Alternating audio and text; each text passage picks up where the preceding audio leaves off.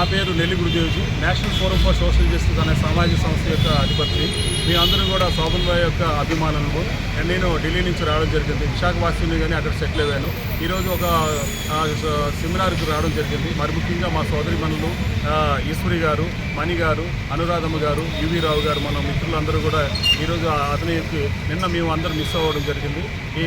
ఇక్కడ విశాఖపట్నంలో city wide Shobhan బాబు fans association వాళ్ళు ఈ విశాఖ నడిబొడ్డులో శోభన్ బాబు యొక్క కీర్తి ప్రతిష్టలను, అతని యొక్క నటకీర్తిని, అతని మెమోరియల్గా సింగింగ్ కాంపిటీషను, అన్నదానము, బట్టలు పంచడం అనేది జరుగుతుంది. అంటే అతను ఒక చనిపోయినా కూడా ప్రజల హృదయాల్లో చిరస్థాయిగా, మరి ముఖ్యంగా విశాఖ వాస్తవ్యుల హృదయాల్లో చిరస్థాయిగా ఉన్నాడు.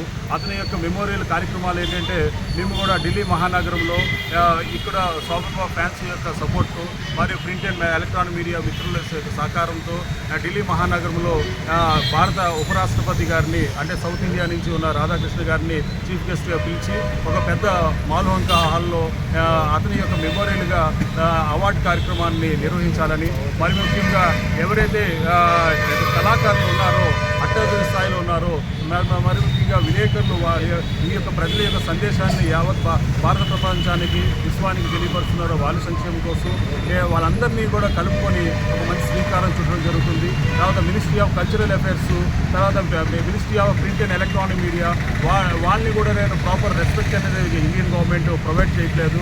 భారత ప్రభుత్వం అనేది number of times Narendra Modi గవర్నమెంట్కి రిప్రజెంట్ చేయడం జరిగింది. మరీ ముఖ్యంగా రేపు రాబోయే కాలంలో ఈ ఏప్రిల్ మే తర్వాత ఆఫ్టర్ ఎలక్షన్స్ 5 స్టేట్స్ అయిన తర్వాత శోభన్ బాబు మెమోరియల్ ప్రోగ్రామ్ ఏంటంటే ఢిల్లీ మహానగరంలో విశాఖ సిటీ ఫ్యాన్స్ ఆర్ యొక్క సహకారంతో నిర్వహిస్తాం. Thank you. జై హింద్.